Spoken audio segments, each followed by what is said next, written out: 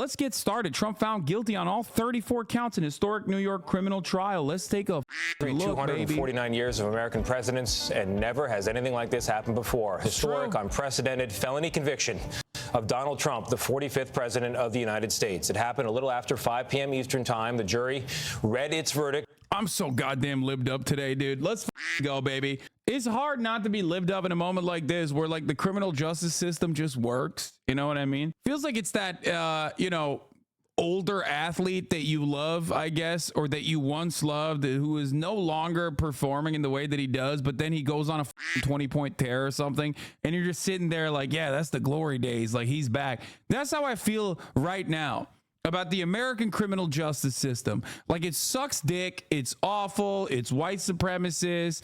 It works to do so much bad, but then sometimes it gets it right. You know what I mean? Yeah, like a D-Rose 50-point game. You're like, it's never going to happen again, but I'm glad that it happened one time. Now, obviously, for the American criminal justice system, that analogy doesn't work that well because I don't think it has ever been good.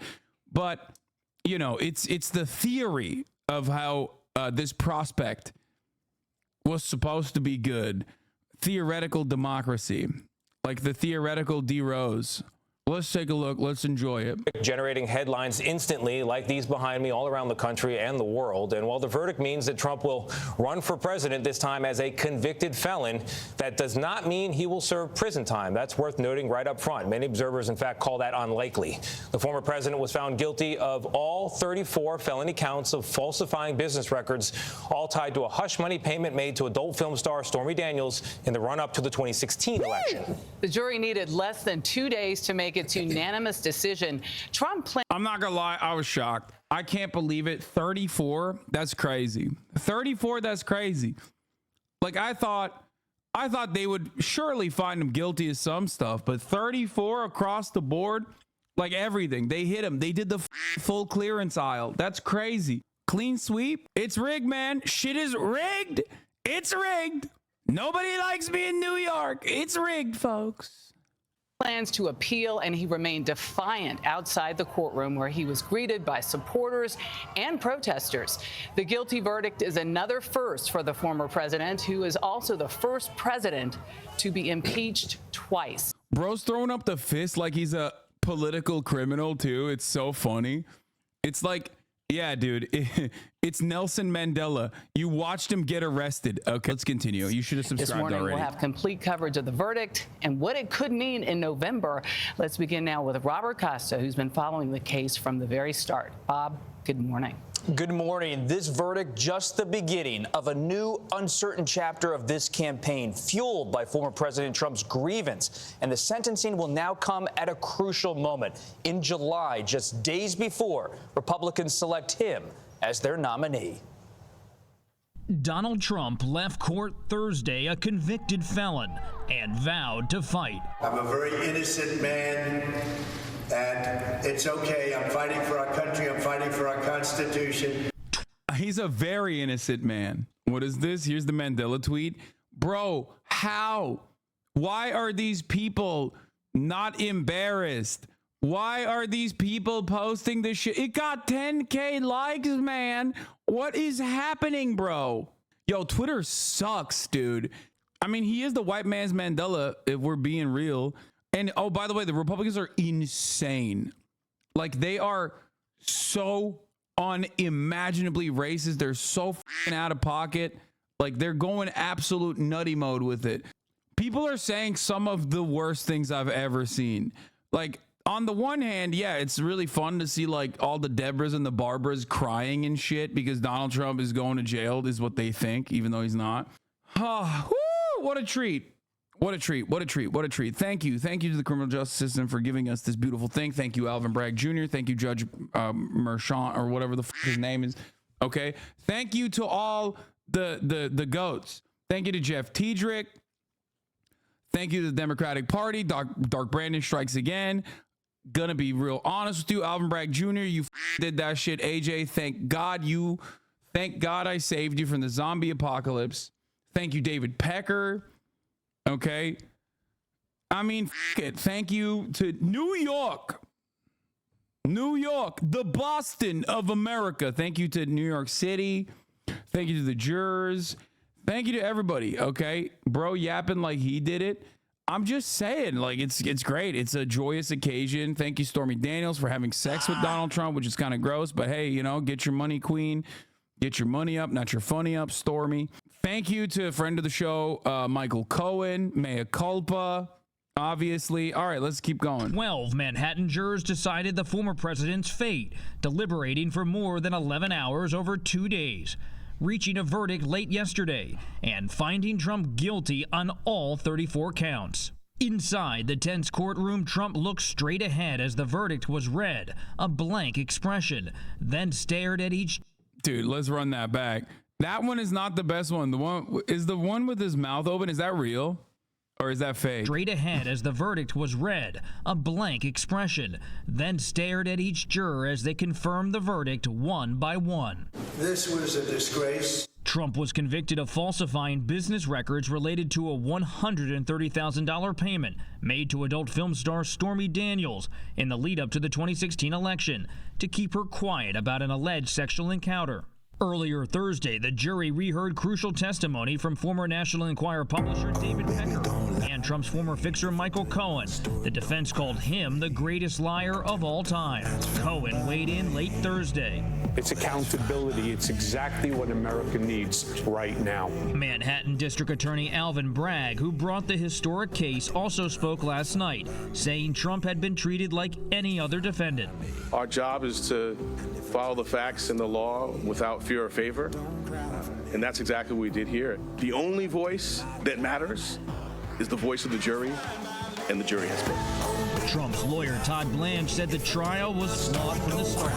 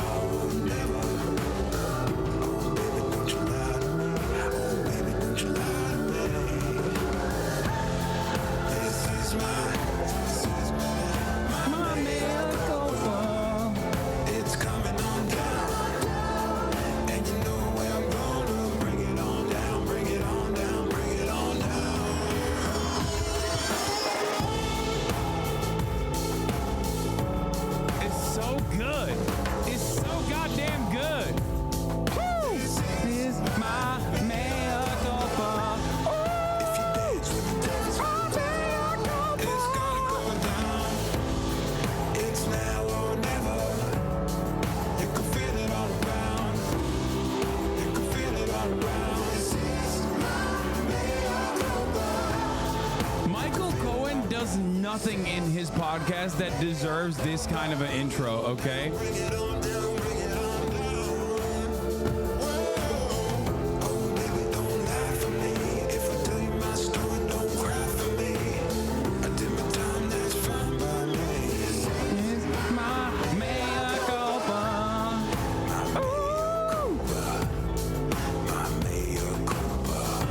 Like, there is nothing that happens on this podcast that deserves this hard of an intro, okay? This is lib porn saying guilty after every charge. Yeah, dude, this is like, liberals are nutting everywhere, okay? And to be honest with you, they deserve it. It is a worthy nut for them. Good luck to all the liberal. Check in on your family. Check in on your MSNBC, CNN watching parents, okay? They probably had the craziest sex last night. You might have a brother or a sister coming out in 9 months, okay? I know it's hard. It's hard to think about, but you know who else was hard? Your dad. Your New York Times op-ed reading dad. That's who was hard last night, okay? Dude, you're about to have the next baby boom created by the boomers with just a shit ton of children named Alvin, children named Bragg. Okay? You don't understand. This is like Albanians naming their children. This is like Albanians naming their children Tony Blair or Bill Clinton. Everything around the lead up to this trial, it made it very difficult for the jury to evaluate the evidence kind of independent of what they knew coming in. Trump faces up to 4 years in prison, but could be given probation with no jail time. Judge Juan Merchan announced he will sentence Trump on July 11th, 4 days before the Republican National Convention.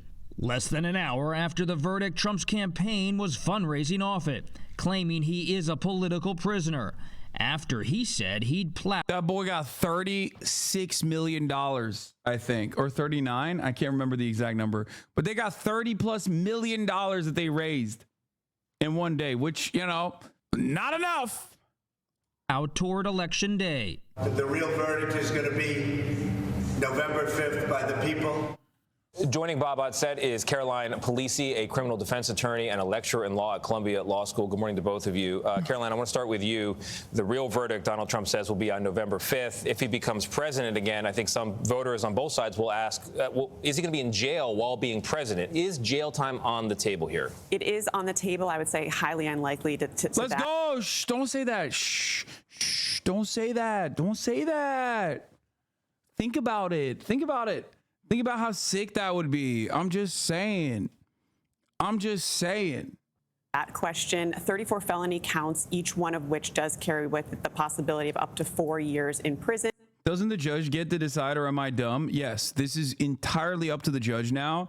The thing is, there's very little likelihood. There's very little likelihood because, like, once again, the type of offense and also him being a first-time offender, like, and also him being the president previously and most likely the president again, like, because there's a logistical complication that many people are not even considering, or maybe some people are considering, which is that a president, if you jail them, they have lifetime Secret Service. So, like, what is he going to have lifetime Secret Service in jail with them?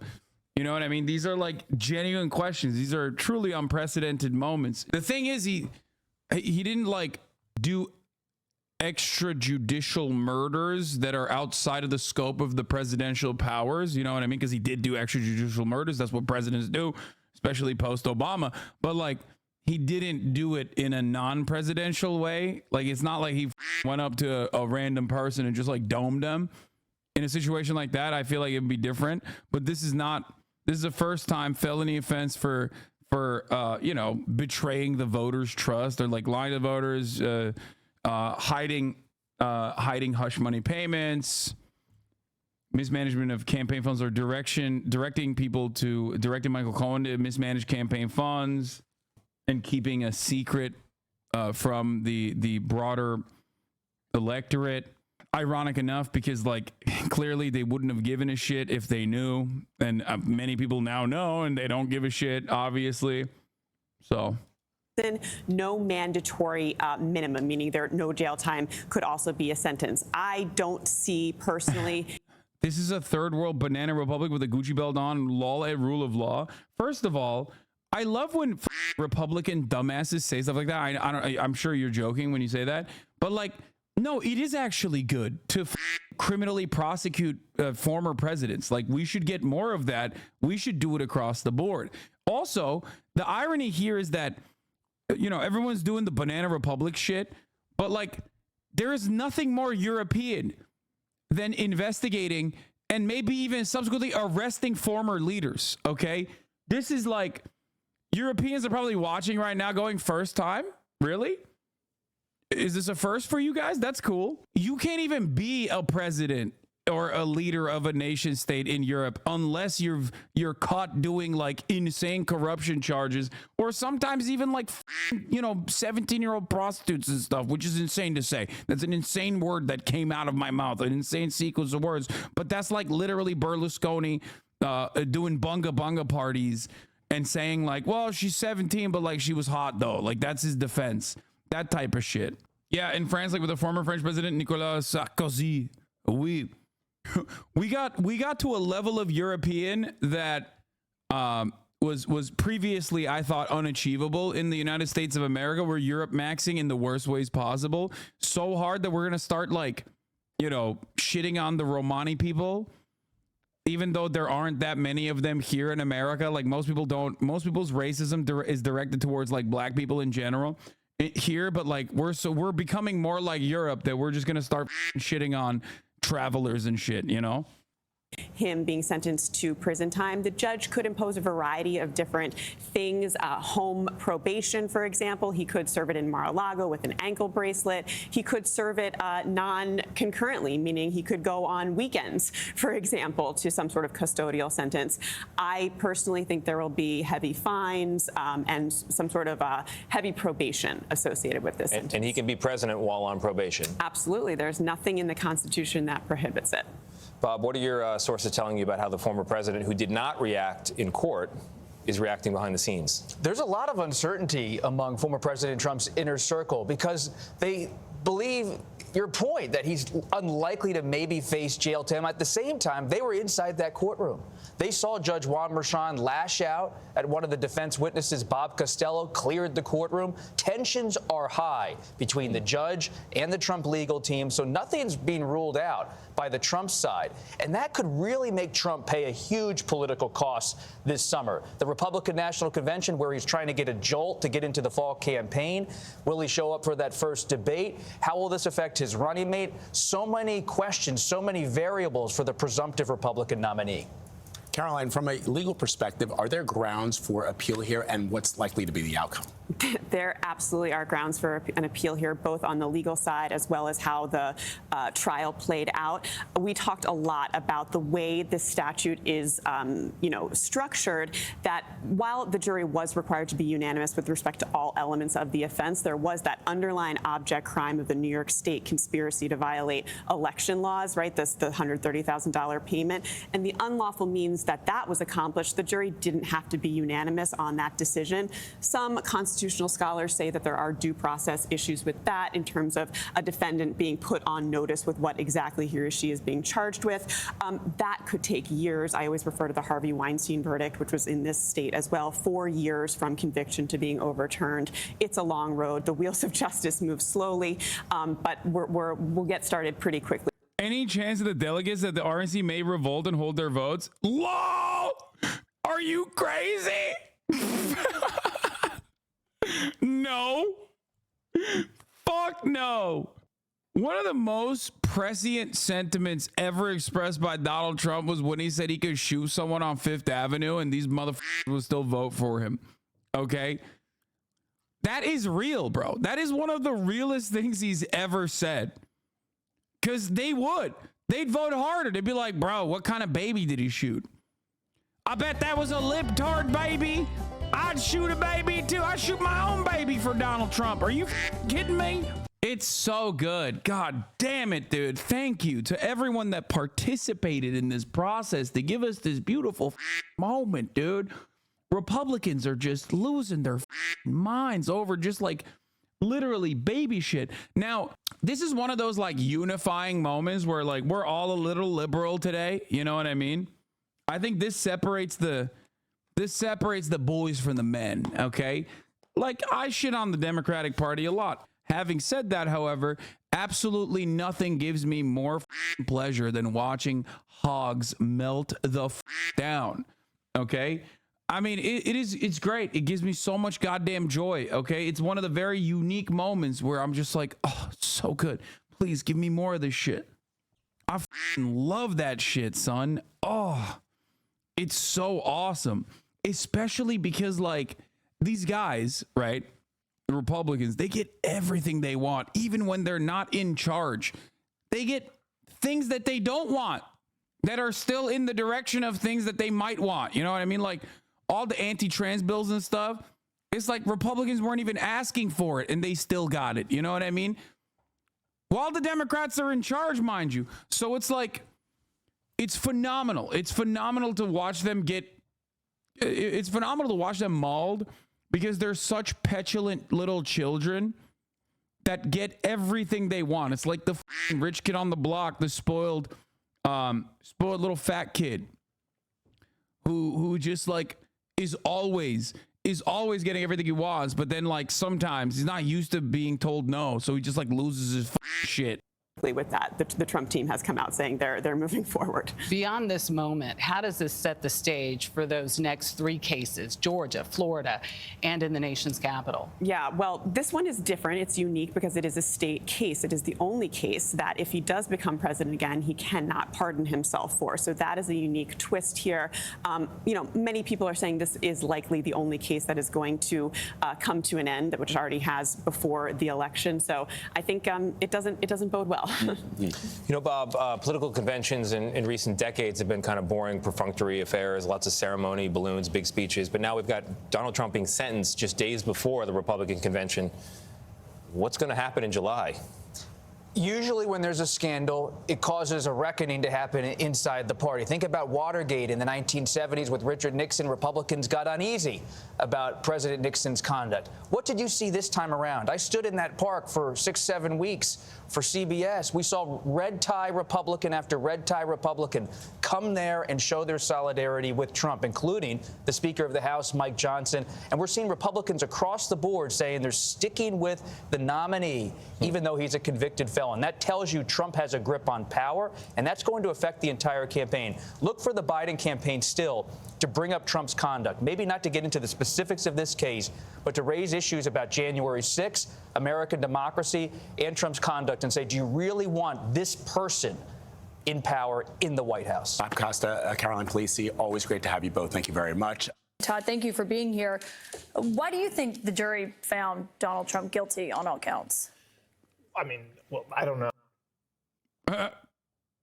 As my lawyer, dog, I'm going to jail. That's my lawyer, dog. I don't know. Strong start, Todd. The jury. Let's run it back. Todd, Let's thank run you it for back. being here. Why do you think the jury found Donald Trump guilty on all counts? I mean, well, I don't know. I mean, it's a good question. I think Is it, Todd? Is that a good question, Todd? Todd, you suck, dog. 34? Bro, you had a perfect defeat. That's crazy, man. You had a perfect defeat. He's out here doing impossible things. 0 for 34, dude. That's crazy. That's crazy. Understanding why a jury reaches a verdict is something that every single trial lawyer in the country would love to be able to answer honestly. Look, a lot goes into a jury verdict that doesn't even include what happened at the trial. You know, the decisions that are made before the trial, the decisions that the court makes and that the parties decide about what witnesses to call, what evidence to put in. You know, so I think that at the end of the day, it remains true that if the word of Michael Cohen was not accepted at all, then you could not have convicted. Bro, that shit was so stupid. Like, you have to do that, right? And I get it. For Donald Trump, he's not the best client because he's incredibly incompetent in doing crimes because he's kind of failed upwards always, right? So he is, in many respects, one of the worst clients to try to get off because, like, he's constantly going around pulling to Israel and being like, I did that shit. I love doing that shit. I'm going to do more of that shit. You know, f you. Also, the judge is anti-Semitic. Okay? If this is the Israel analogy, you know, he's just doing that all the time. He's like, no, I did that shit and I love doing it. Suck my dick. It's hard. It's hard to defend Donald Trump.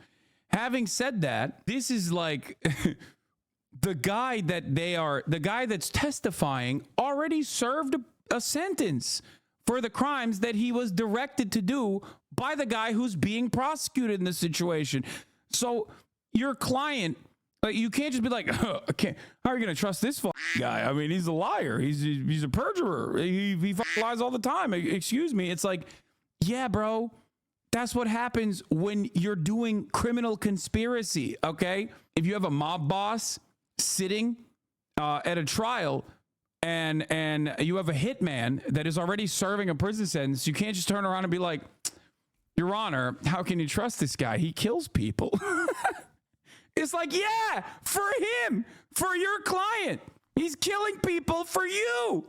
Wow, how can this guy be considered credible? I mean, he's killed people. That's the whole point, dude. That's why That's why your client is currently being prosecuted. Like, what are we talking about? President Trump and the jury convicted. So at the end of the day, they looked past what we thought were fatal flaws in Mr. Cohen's story and his past, and they reached a guilty verdict. Right, but it wasn't just the word of Michael Cohen. I mean, there was other evidence in this case, the documents.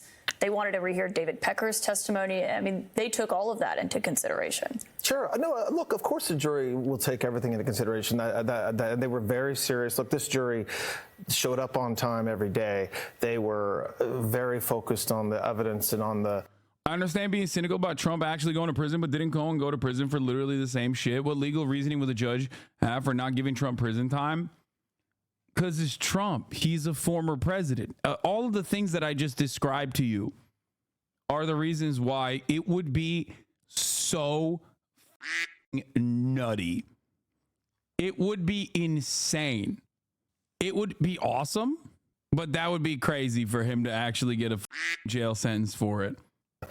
And on the testimony that came in, and there was a lot, but look, at the end of the day, it was still a case in our view, as we've been saying. Yeah, also Cohen was brought up on more serious federal charges as opposed to Trump being brought up on the lowest class felony, class E for state felonies. Yeah, this was my favorite tweet out of all the hogs.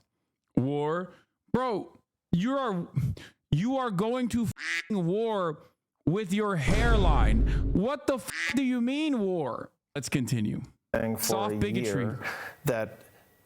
That relied on testimony of conversations and interactions that took place 7, 8, 9 years ago, and certainly documents were part of the case. But the documents, the 34 counts, were documents that really had very little connection to President Trump, but for the checks the few checks that he signed. Look, I very much believe that the jury. Dude, what is this argument, dude? What is this argument? He's still going off with this shit. It's like, yeah, dude, Michael Cohen just personally wanted to pay Stormy Daniels. Like what could it have been? Why did he do that? Especially after they had many conversations that pertain to Michael Cohen operating as a fixer for Donald Trump, specifically in the Stormy Daniels hush money situation. Why could he have done that? That the jury should have found President Trump not guilty. I mean, in my soul, I believe that, and I believed it for a year. I mean, I left my job to do what I did the past 6 weeks, and damn, son, he left his job to work for a dude who's not going to pay him, famously doesn't pay, and also on top of that, the entire world knows you as a loser. 34 L's, dude. Posterized. Alvin Bragg put his nuts on your forehead, dude. What happened? Damn, son, imagine 0 for 34. I left my job. I'm not even going to get paid by my client. Woo! That just sucks, son. That is terrible. My conviction around what happened today and what I believe the facts show, it remains the same.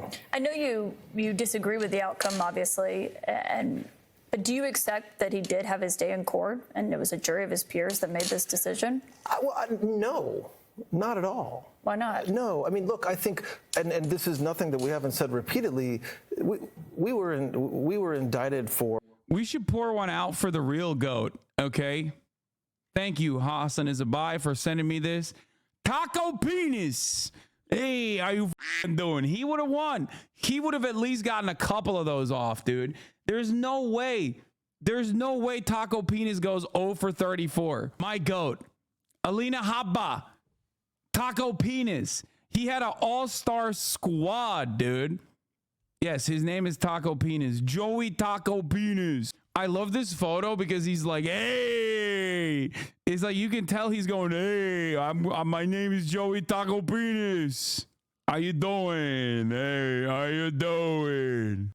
I'm doing attorney shit. I'm lawyering here. How you doing? Oh, yeah. For conduct that happened in 2015, 16, 17. in a jurisdiction that it was very hard for us to get a fair trial, Caitlin. I mean, and I know the district attorney has repeatedly said it today, this is a bread and butter case. We do this all the time. That is not true. It's just not true. It may be that they bring these types of charges regularly, business records charges, but you cannot find another case in the Manhattan District Attorney's, in the history of that office, where they did what they did here, which is charge somebody for conduct that was 7, 8 years old, somebody's personal records, right? Not corporate records, it's personal records. So this is not, I don't think, I think it's naive to say that this is like any other case that we do. What we did in this case is what we do all the time. No, and maybe it's okay. I mean, they think it's okay they did it. Well, because I think the response to that would be, well, it's also not every day that someone running for president reimburses his attorney who paid off a woman to keep her silent. And you know, when you say about getting a fair jury, this is where Donald Trump, I mean, you know New York well. This is where Donald Trump chose to have his businesses and spent decades of his life until just recently. I mean, that's why the case was here. I think some people would say, well, that's ridiculous that a jury couldn't put their beliefs aside. You just talked about how hard they worked in this case. Don't you think that they put their political beliefs or biases or stereotypes aside to make a fair decision here? I don't know what they did or didn't do, but listen, Caitlin, it matters, right? Like when 100, we did it in groups of about 100 when we picked that jury. Half the jury just walked out when invited to by the judge if they couldn't be fair and impartial. So imagine if you're standing before a group of your peers, right? That's what a jury system is supposed to be. So you're standing for a group of your peers, and half of them walk out before a single question is asked, just because they have an opinion of you that is so strong they can't be fair and impartial. But these 12, to be fair, did not. Well, they did not, of course, but that's not really the point. The point isn't that. The point is, what if they did? 50 stayed. The point is that it's telling how many just walked out. And also the fact that President Trump did business in New York, that's not the law. The law doesn't. What do you mean, dude? What the Bro, you can't even lawyer your way out of jury. You can't even lawyer your way out of this. You can't even lawyer your way out of a Caitlin Collins question.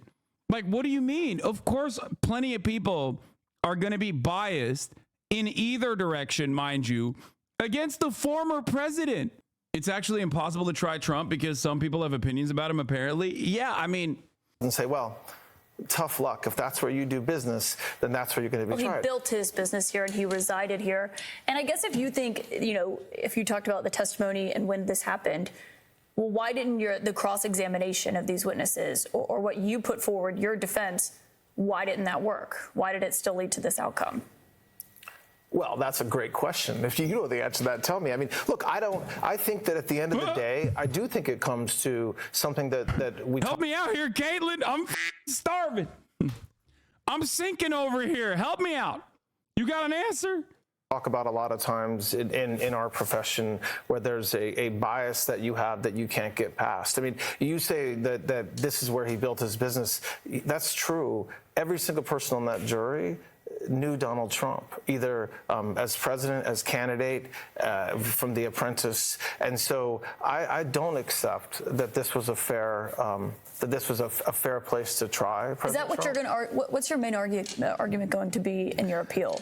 Look, I think there were a lot. That is certainly an argument. I think the timing of this trial and was really unfair to President Trump. There was so much publicity around the witnesses and around leading up to the trial that it just, our system of justice isn't supposed to be a system where every person that walks in the courtroom knows about the case. I mean, and it sounds but like it's one of those cases where you can't avoid it. I mean, no matter what jurisdiction he's tried it, the law doesn't say Trump. The law doesn't say, but if you can't avoid it, tough luck, right? That's not what the law says. The law says that a person is entitled to a fair trial in front of a jury of their peers. And we just think that because of everything around the lead up to this trial, it made it very difficult for the jury to evaluate the evidence kind of independent of what they knew coming in. And we knew that, and that's not something that we've been screaming that from the rooftops. Well, let's talk about,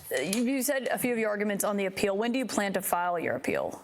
Well, there's a lot of, look, this is one step in the process, right? So we have motions due in a couple weeks in front of Judge Merchan, which we're going to vigorously fight and restate a lot of what I'm saying to you tonight, and other things that happened during the trial that we think just made the trial unfair, including the testimony of Ms. Daniels. If that is not successful, then as soon as we can appeal, we will. And the process in New York is there's a sentencing, and then we appeal from there. District Attorney Bragg tonight did not directly say whether or not they are going to seek jail time for Donald Trump. Do you expect that he will? I have no idea. Look, there's a system in place that where you rely on precedent, and somebody like President Trump should never. I do think this is unfair on Trump. Okay, dude, just like it's unfair at the top of the hour. I think it's very hard to be in neutral because he used to be the president and people will benefit or damage from his policy at all. Okay, guys, there's no way to ever criminally convict or charge a motherfucking president then. Like, there's just no way to do that. You can't, there's no, we might as well just say, you know, sorry, former presidents are basically God kings. Like, you are going to still have to achieve some level of impartiality, which I suspect that's the reason why they have lawyers that specifically go through hundreds of jurors in the jury process, in the jury selection process. Okay? Like, it's ridiculous. Oh, well, sorry, we just can't do that. Face a jail sentence based on this conduct. And it would just kind of confirm what we've been saying all along, and a lot of people say that we're wrong and that we're missing we're missing key pieces. But if other 77-year-old first-time offenders would never be sent to prison for this conduct. Judge Merchan will make that decision. Correct. That's right. Do you think the judge was fair throughout this case? I think that there were times when we very much disagreed with the decisions Judge Merchan made. I think there were times when we certainly appreciated that he was making decisions, but, you know, weighing both sides and making decisions based upon that. But at the end of the day, there were key decisions made before the trial started and during the trial that I don't want to use a fair or unfair, but that we think were not consistent with the law. But you can't say if he was fair or not? Well, he ruled in your favor sometimes. He ruled against you sometimes. Yeah, but no, I think just saying whether someone's fair or unfair is not really the question. The question is whether decisions that he made before the trial, in advance of the trial, with the omnibus motions, with the motions in limine, and then during the trial, were they right under the law? Was he right doing that? And that's where I think we have disagreements. We think there were a lot that were not. Why did Donald Trump not ultimately take the stand here? Well, that's a very personal question to him and to me, honestly. And it's a very difficult question. Of course he wanted to testify, and I don't say that because that's what he has said. He wanted to get his story out. I think the judge had made some decisions before the trial or the day of the trial started about what would be allowed to be asked of him by the prosecutors if he took the stand. And some of those questions were really complicated to answer because there's still appeals going on, and so there's a lot of decision points that go into whether somebody testifies. Ultimately, it's his decision, and he listened to us, and he relied on our counsel, and he reached a decision that he thought was right, which I very much agreed with. So that means your counsel was for him to not take the stand. I'm not going to tell you what my counsel was. Well, you said he relied on counsel and he went with that decision and he didn't take the stand. But ultimately, it was his. Bro, the fact that he's stuttering against Caitlin Collins is crazy. I totally understand why he got owned. It almost feels like Donald Trump could make a genuine appeal here and be like, my lawyer was against me this whole time. He did not do an adequate defense.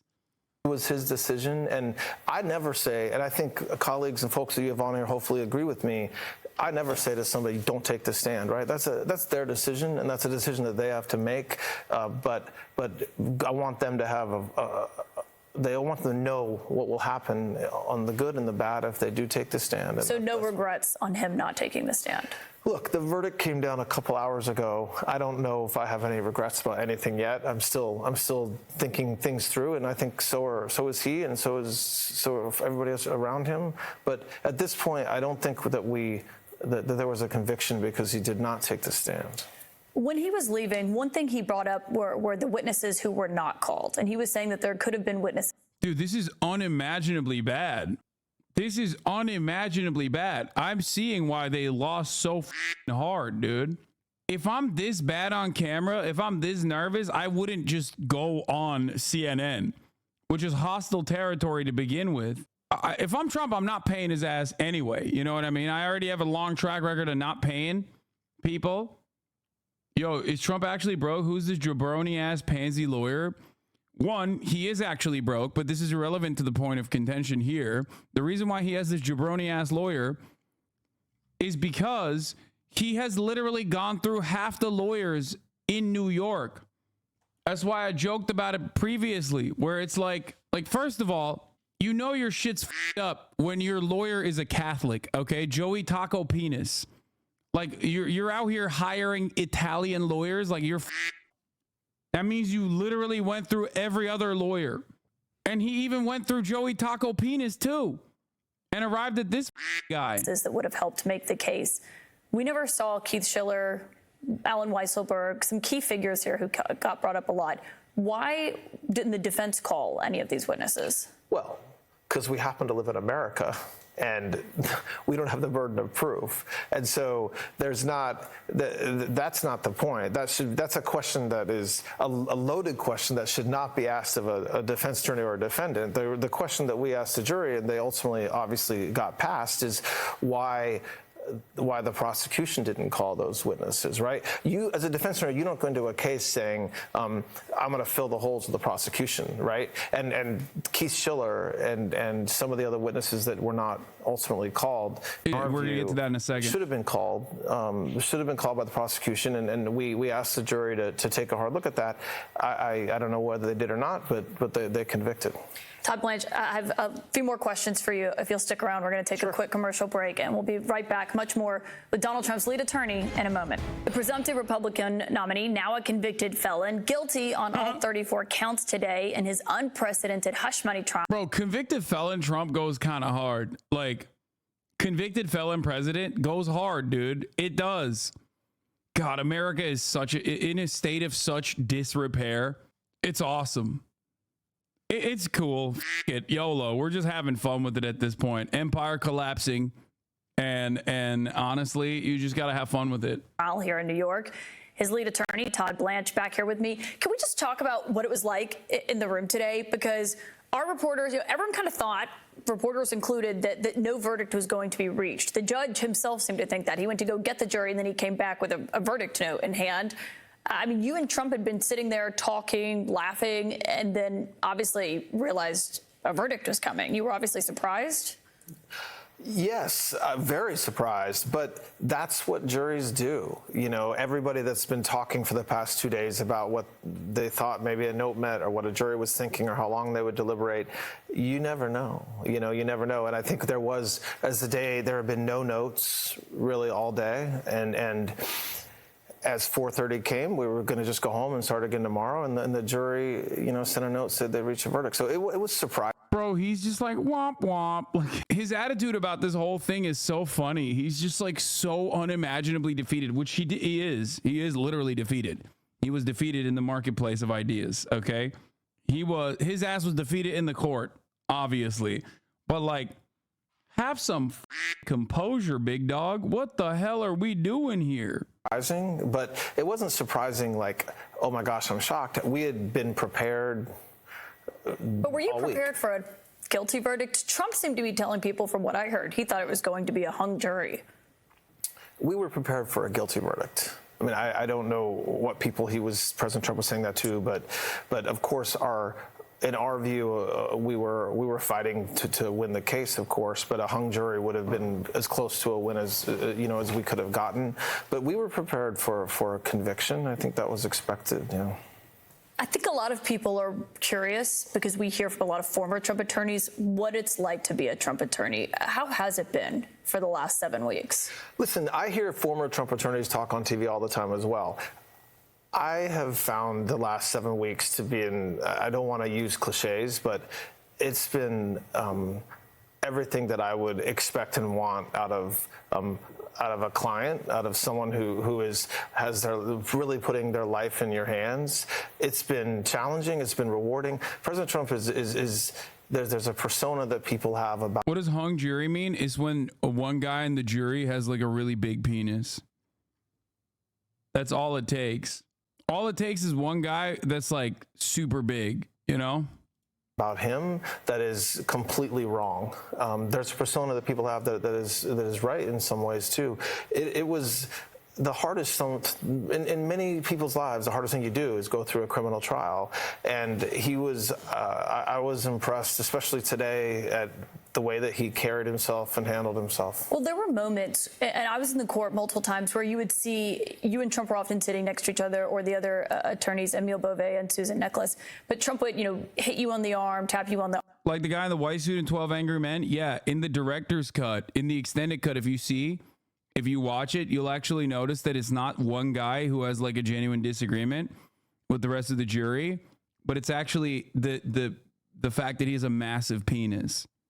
Like, that's why the rest of the jurors have to listen to him, because he just whips his cock out, and then everyone is like, oh, like all of my convictions I've now cast aside. Like, that's how it works.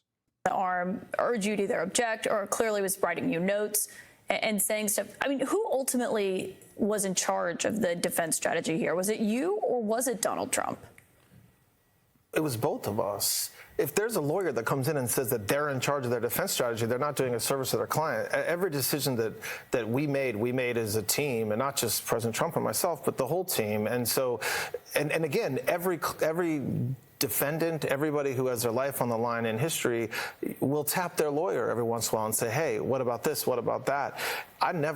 We not only did we get along during the trial, but we were on the same page about strategy and about what we should be doing and not doing. And it was, the one thing that I left with today is he impressed, hopefully, everybody that got to see what happened today, the way that he handled himself in the courtroom, hearing that 34 counts of guilty, the way that he handled himself really throughout the entire trial as somebody who is the Republican nominee, not campaigning, sitting in court all day.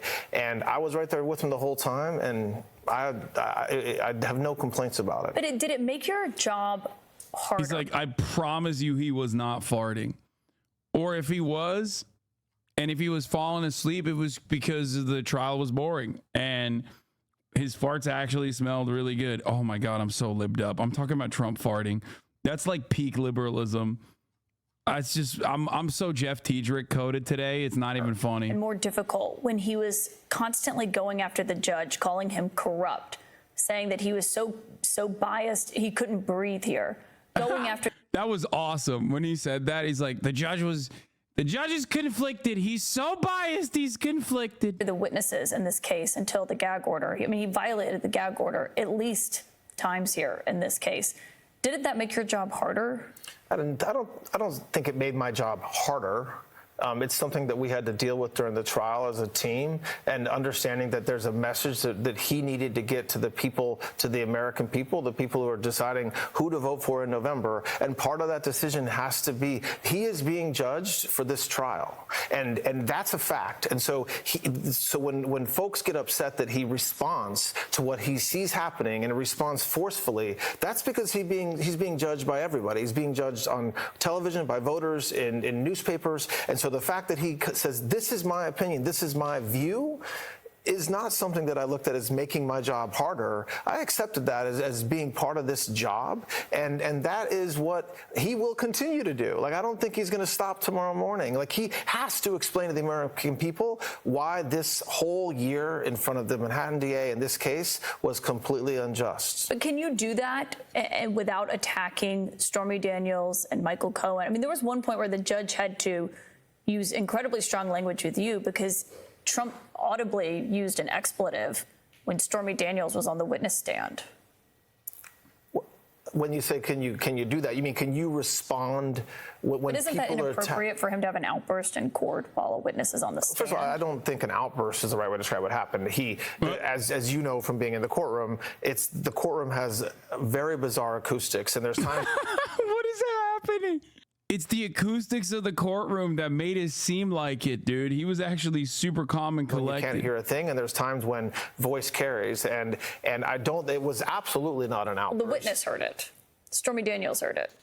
I have no idea if that's true. Her attorney told us that. Okay, well, I that's the first that I'm hearing that, and I don't know that that is true or false, but it was not an outburst. It was a reaction to, again, it's easy to sit here and throw stones and say, well, how come he said this? How come he said that? Why don't you go on trial for something that happened, and I don't mean this you, I'm saying rhetorically you, for something that happened nearly 20 years ago, when you hear somebody saying something that you believe is demonstrably false, and you can't do anything about it, and you know, there is a reaction that folks agree with or disagree with.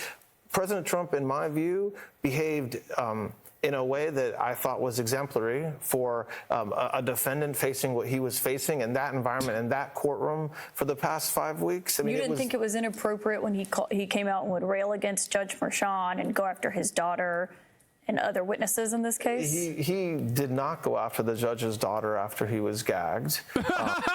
After he was gagged? Okay. What about before he was gagged? God damn, dude.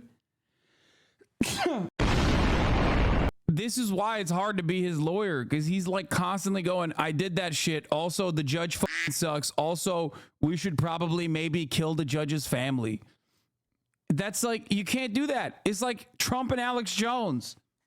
At all. And by the way, the defense went after the judge's daughter. He was a registered Dem until 2023. He quit his job to start his own law firm and represent Trump. Oh my Lord. In public filings. So you want me to say that it was inappropriate for President Trump to do something that I believed under the law required to be brought to the judge's attention? Well, attacking her on his, obviously he has a massive following.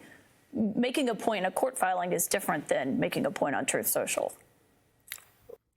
What's the point of a gag order? The judge does nothing when it's violated. I mean, dude, what is he going to do? Put Trump in contempt of court? I feel like that would literally break shit. Also, Trump, for the most part, did at the very least follow the guidelines of the gag order to a certain degree. Because once the gag order was initiated, Trump was held in contempt for violating the gag order, by the way. Wait, he didn't go to jail, though. I think, if I'm not mistaken, the gag order had boundaries that were set. He was fined 10 times, actually.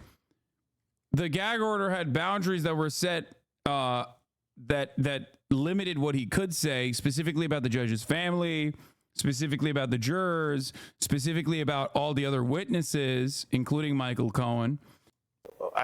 Why? Is Trump going to be a prison abolitionist now? Yeah. Our prison's obsolete, folks. Many people are saying this. Many people are saying prisons are obsolete, folks. No one can be free until we're all free. I mean, no one. I mean, I guess I question that. So the idea is that as a attorney, I'm allowed to make motions, put arguments in front of the judge. But if my client makes those same arguments to the people who are going to decide whether he should be president of the United States, somehow it's okay for me to do it, but he can't. I don't it's accept different that. venues. I think there's a place to make your argument, and doing it on Truth Social, attacking a private citizen. Nobody reads the papers, right? That's the problem, right? So it's easy to say, okay, defense attorney, you can file those papers, and there's nothing wrong with that. You're an attorney. I mean, you read those filings. We read those filings. Obviously, we talk about those filings. But on this overall, I mean, you are relatively new to the Trump team. Your life has kind of changed since you've become a Trump attorney. You've moved to Florida. You're now registered as a Republican. You used to work at a big firm. Bro pulled the dying content creator exit strategy. Okay, I love that. Like when you're when you're a content creator and your relevance is waning, you just immediately start talking about trans people all of a sudden. Like he did that. Okay. Move to Florida, start talking about like right-wing politics all of a sudden out of nowhere. It's a classic. Classic move, dude. Congratulations. You're killing it. I can't wait. I can't wait for your stupid book to come out inevitably, and no one will read it. From here, you registered as a Democrat. Do you expect to continue to represent Trump in this case and in the federal cases? Yes, absolutely. Listen, absolutely. I'm going to Florida next week, and we have a motion to compel hearing in the case at the end of June, and we have a lot of work to do. We haven't been working on that case for the past 6 weeks, and we are going to start fighting every day in Florida. We have briefing in this case, we have a sentencing in this case, and then we'll have an appeal. I have, putting aside changing my life, I think President Trump has put faith in me and my team, and there's a lot of great people that I work with, and as long as he has that faith, we're going to keep on doing what we're doing. One thing about the Trump attorneys that we sometimes hear is whether or not they were paid after. It's always a point of contention. Obviously, Michael Cohen talked about it. Has that ever been an issue for you since you've represented him? No, and I don't know what Trump attorneys, I mean, I know that it's a fun folklore to talk about that Trump attorneys don't get paid and whatnot, but I don't know who that applies to, but of course, President Trump pays his bills, and I am getting paid, and if my mom's listening, I'm getting paid, but that's not, I'm not.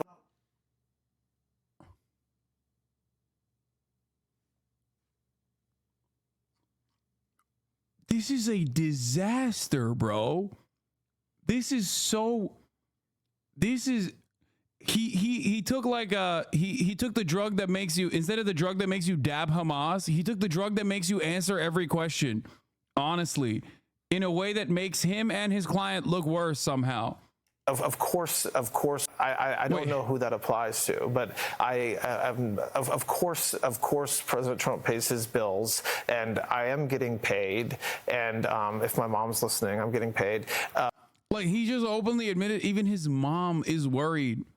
That's so funny. You know, his lib-ass MSNBC watching mom is like, why are you doing this? You don't have to do this. Please don't do this.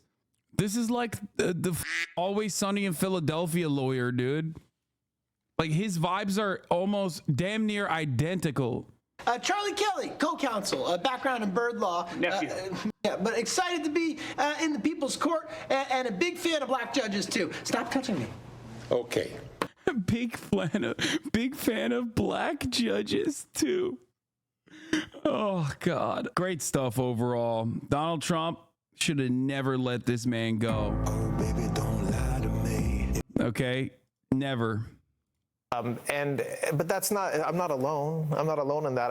It's not like I'm getting paid in the other. I mean, he has a lot of cases. He has a lot of lawyers right now.